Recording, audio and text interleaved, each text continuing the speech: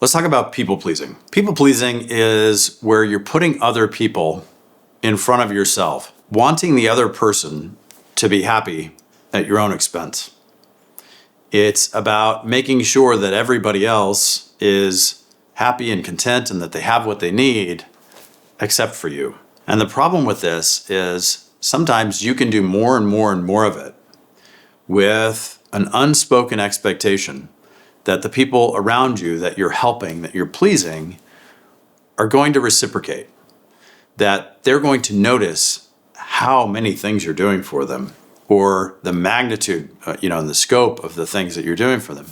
And then they're going to notice what you need, and they're going to repay you. And very often that does not happen, because that is something called a covert contract. It's an unspoken agreement that you've made with them, but they haven't consciously made with you. Another reason for people pleasing is not being able to unlink how somebody else is feeling from how you're feeling. For example, if somebody else is upset, you might feel upset. If somebody else is angry, you might feel anxious or fearful. If somebody else is having a bad day, you might feel like you did something wrong that triggered that or that contributed to that. It's essentially where how you are doing is enmeshed together with how they're doing. Part of stepping out of this is to unwind that mesh, to separate that mesh to where they are how they are and you are how you are. And it's independent, to where they can be happy or they can be sad or they can be angry and you can be fine. You can just observe what's going on with them and notice what's going on with them without making it about you or without having a fear that you're contributing to it in some way. Now, how do you do that?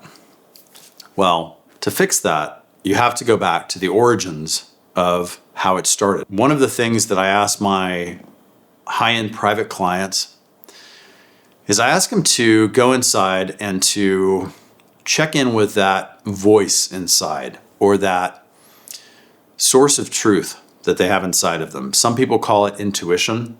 Some people call it spirit. It's a little bit different than a gut instinct, which is a little bit more about pattern recognition. But it's that thing inside of you that likely has been steering you in the right direction your entire life that you've ignored a number of times. And I ask them, has that ever been wrong? Can you think of a single time when it's been wrong? And when they are really honest with themselves and they think through it, they can't think of a single time when that source of truth has been wrong. And then I ask them, well, what about the times when you've overridden that? When you haven't listened, when you've ignored that, or you've shut that down? How has it worked out for you? And the answer is not well. I can tell you from personal experience, I was a professional at shutting that voice down. That voice would warn me of danger and of a number of situations that I shouldn't get into, and I just ignored it because I loved adventure. Now, here's the thing. At some point, somebody that you respect, that you look up to, that has some position of authority, essentially told you to override that. They told you that the way that you were feeling, that thing inside of you, was wrong. And in that moment, you gave up your sovereignty and you created an agreement with them.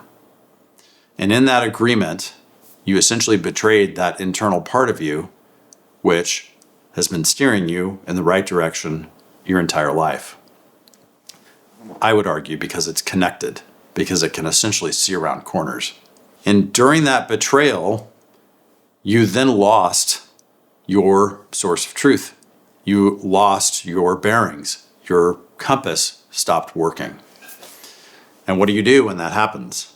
Well, you need something to tell you whether or not you're going in the right direction. You need something to tell you if what you're doing is correct or incorrect.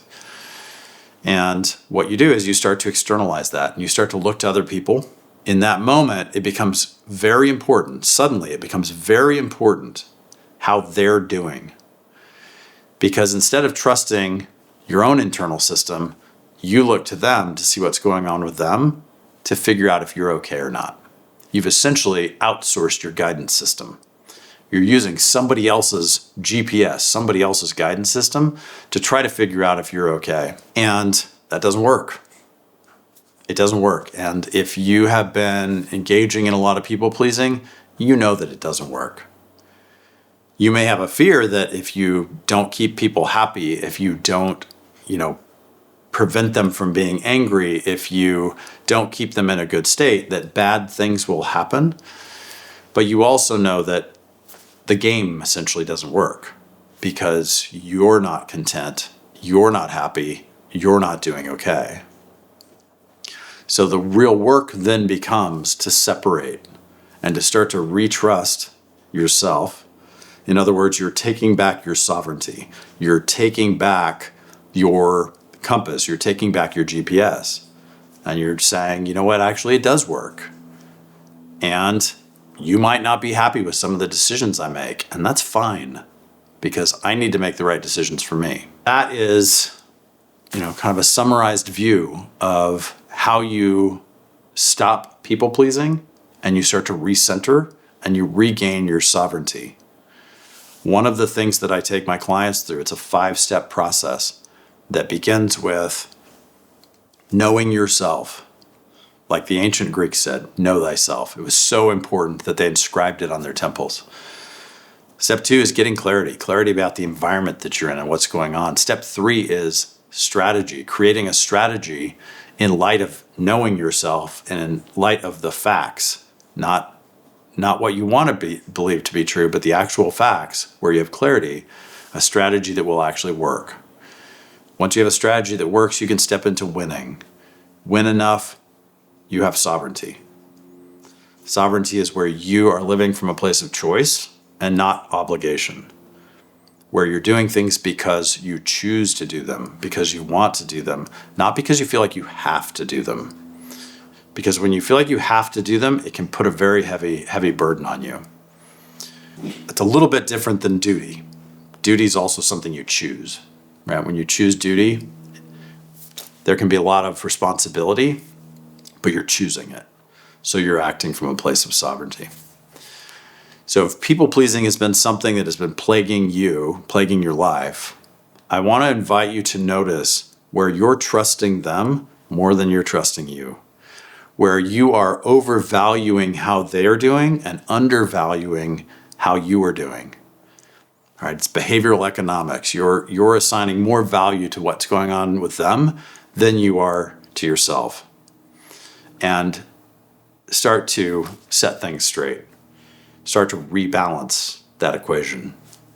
If you want to hear more about people pleasing and perfectionism and getting over a lot of these things which can slow you down and ultimately prevent you from living the life that you want to live, I want to invite you to follow or subscribe, and I will do my very best to share things with you that are working with my clients that will help you transform your life.